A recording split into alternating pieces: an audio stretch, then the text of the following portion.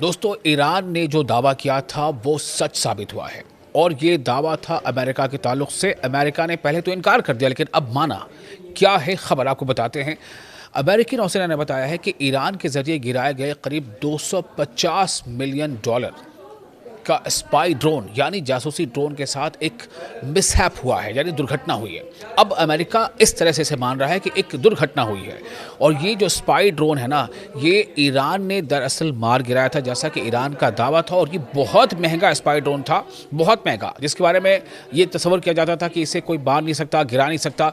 ये तकरीबन आपको बताऊं कि 22,000 यानी 2,000 या 2300, 22,000 नहीं बल्कि 2200, 2,000 या 2,200 करोड़ से ज़्यादा ये इसकी कीमत आती है।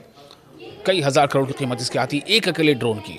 अमेरिकी नेवी ने इस बात की अब तस्दीक की है कि 9 अप्रैल को फारस की खाड़ी के आसपास उस क्षेत्र में MQ-4C ट्राइटन नाम का एक बिना पायलट वाला निगरानी विमान दुर्घटनाग्रस्त हो गया, हादसे का शिकार हो गया। इस घटना को मिसहैप करार दिया गया अमेरिका की जानिब से, यानी कि ये एक हादसा था जो हो गया।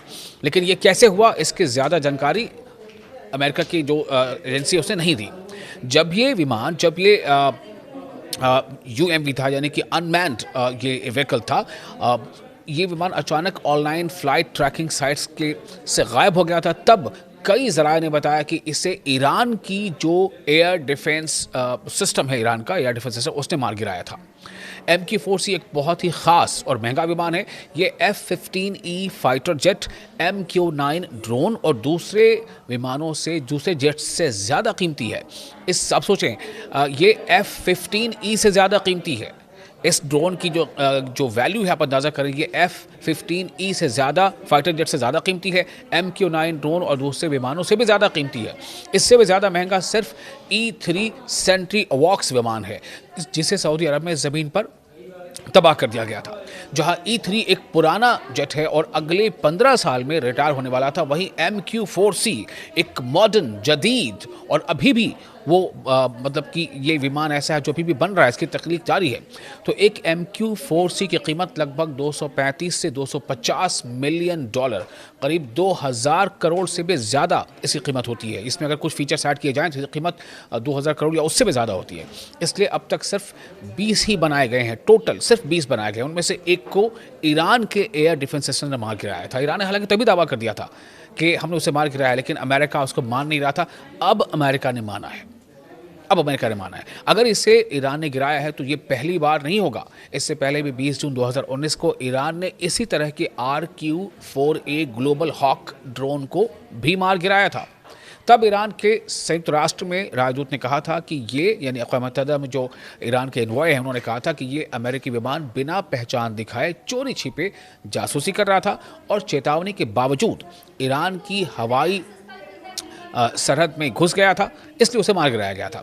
हाल के वक्त में भी ईरान ने फरवरी के आखिर में अब तक करीब 17 MQ-9 ड्रोन और कुछ दीगर ड्रोन, जैसे इजराइल का हेरॉन, उसे भी मार गिराया था। तो ये बहुत बड़ा एक दावा ही नहीं था जिसकी अब सच्चाई सामने आ गई। ईरानी दावा जो है वो सच साबित होता नज़र आ रहा है और अमेरिका को इसी तरह के कई बड़े बड़े नुकसान उठाने पड़े हैं। दरअसल अमेरिका ने जिस तरह से जंग से अपने पैर खींचे किए हैं और पीछे खींचे हैं, उसकी कई वजहों में से एक वजह ये भी है कि अमेरिका के पास जितने ज़्यादा हथियार थे उनमें से एक रिपोर्ट्स के मुताबिक 1/3 से ज़्यादा, जबकि दूसरी रिपोर्ट के मुताबिक आधे से ज़्यादा जो है वो इस्तेमाल हो चुके हैं। MQ-4C Triton, MQ-4 global hoc का ही उसकी ही एक ख़ास शक्ल है और ख़ास तौर पर समंदर की निगरानी के लिए इसे बनाया गया है। ये 13,000 किलोमीटर से ज़्यादा दूरी तक उड़ सकता है और ख़राब समुद्री मौसम में भी काम कर सकता है। ऐसे बहुत ख़ास किस्म के, बहुत डेवलप्ड रडार AN/ZPY-3 लगा होता है, जो चारों तरफ 360 डिग्री बड़े इलाके में जहाज़ों को ट्रैक कर सकता है। इसमें कैमरे, इंफ्रारेड सेंसर और सिग्नल पकड़ने वाले सिस्टम भी होते हैं। ये सैटेलाइट के ज़रिए रियल टाइम में डेटा भेज सकता है, जिससे नौसेना यानी कि नेवी और एयरफोर्स और ज़मीन पर मौजूद सिस्टम एक साथ काम कर सकते हैं। तो ये बहुत बड़ा नुकसान है अमेरिका के लिए, जिसे अमेरिका ने बाद में माना। ईरान ने इसका दावा पहले कर दिया था।